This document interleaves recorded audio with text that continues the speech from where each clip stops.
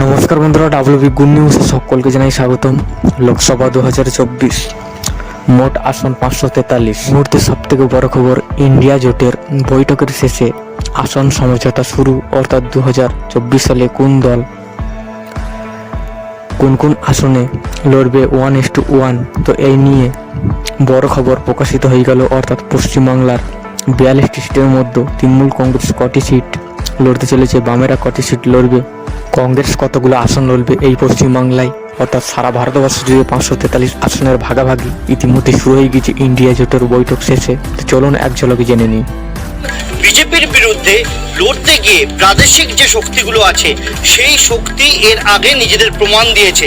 2021-এ পশ্চিমবঙ্গ প্রমাণ দিয়েছে যে বিজেপির বিরুদ্ধে তারা একছত্রভাবে লড়তে সক্ষম, এবং অন্যান্য রাজ্যে বিহার, ঝাড়খণ্ড বা অন্যান্য রাজ্যেও দেখা গিয়েছে যে বিজেপির বিরুদ্ধে এই প্রাদেশিক রাজনৈতিক দলগুলো যথেষ্ট ভালো ফল করেছে। কিন্তু সার্বিকভাবে কংগ্রেস সেভাবে ভালো ফল করতে পারেনি। 2019-এর নিরিখে যদি দেখা হয়, তারপরেও অবস্থার পরিবর্তন যেভাবে এগিয়েছে, প্রাদেশিক দলগুলো ক্রমান্বয়ে ক্ষমতা সম্পন্ন হয়েছে। কিন্তু এই 5 রাজ্যের নির্বাচনের পর কংগ্রেসের এখন যা পরিস্থিতি, তাতে কংগ্রেসকে কিছুটা মানিয়ে নিতে হবে, কিছুটা মেনে নিতে হবে।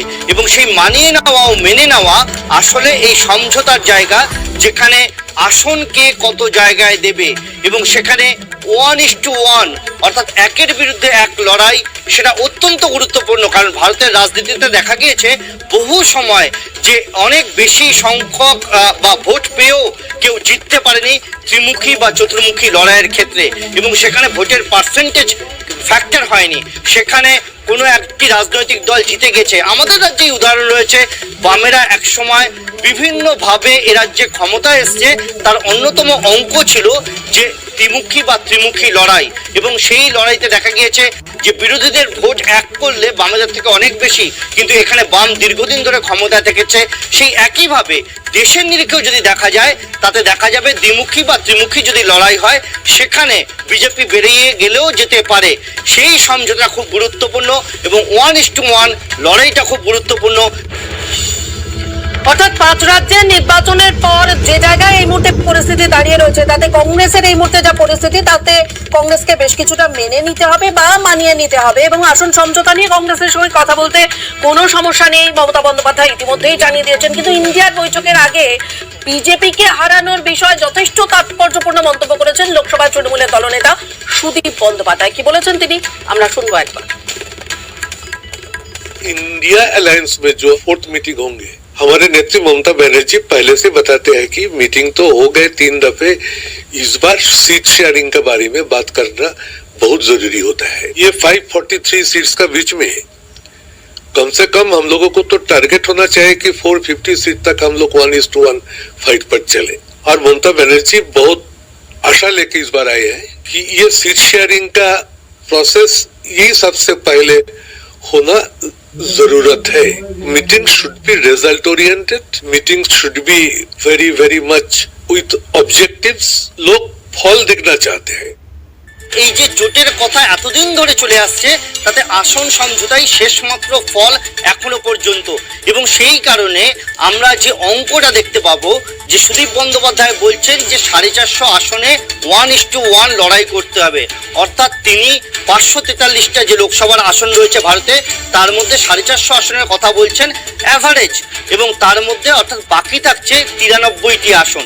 সেই অঙ্কের হিসেব যদি আমরা দেখি, তাহলে আমাদের যে তথ্য রয়েছে সেই তথ্য অনুসারে গুজরাটে 26টি লোকসভার আসন, মধ্যপ্রদেশে 29টি লোকসভার আসন, রাজস্থানে 25টি লোকসভার আসন, ছত্তিশগড়ে 11টি লোকসভার আসন, এটা নিয়েই 91টা হচ্ছে। এবং এরপর উত্তরপ্রদেশে ধরে নিলাম আরও 10টি আসন।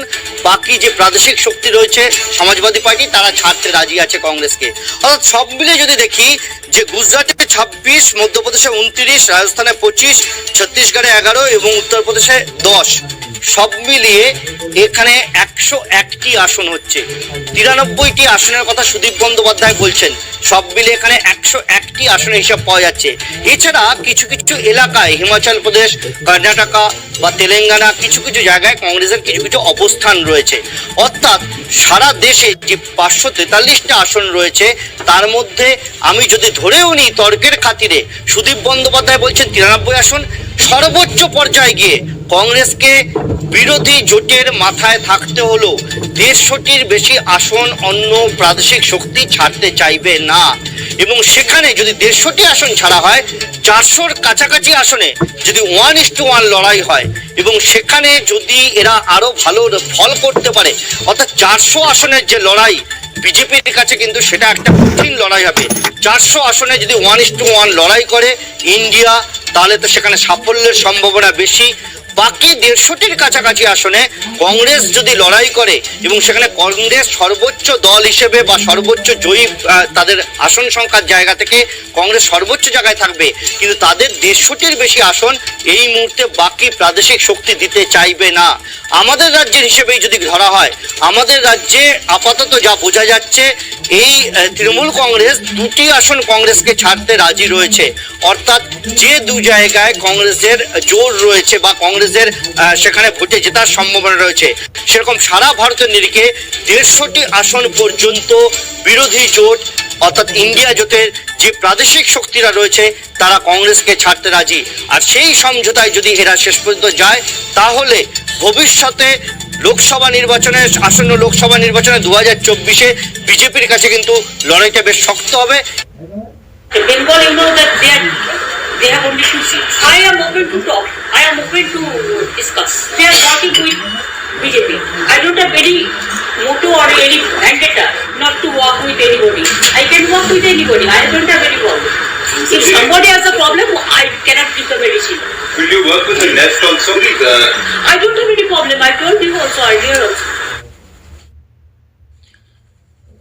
এদিকে আর যেটা বলছিলাম, আজকে বিরোধী এবং শাসকের তরজায় তুঙ্গে দিল্লি একেবারে গরম, তার মধ্যেই ইন্ডিয়ার বৈঠক। এই ইন্ডিয়ার বৈঠকে কি হবে? ইন্ডিয়ার বৈঠকে কি ঠান্ডা মাথায় বিরোধীরা ঘুঁটি সাজাবে নাকি একে অপরকে দোষারোপ করবে? সরাসরি চলে যাব দিল্লি থেকে, রয়েছেন আমাদের প্রতিনিধি আবির। আবির, ঠান্ডা মাথায় জোটের অঙ্ক তো এখন একটা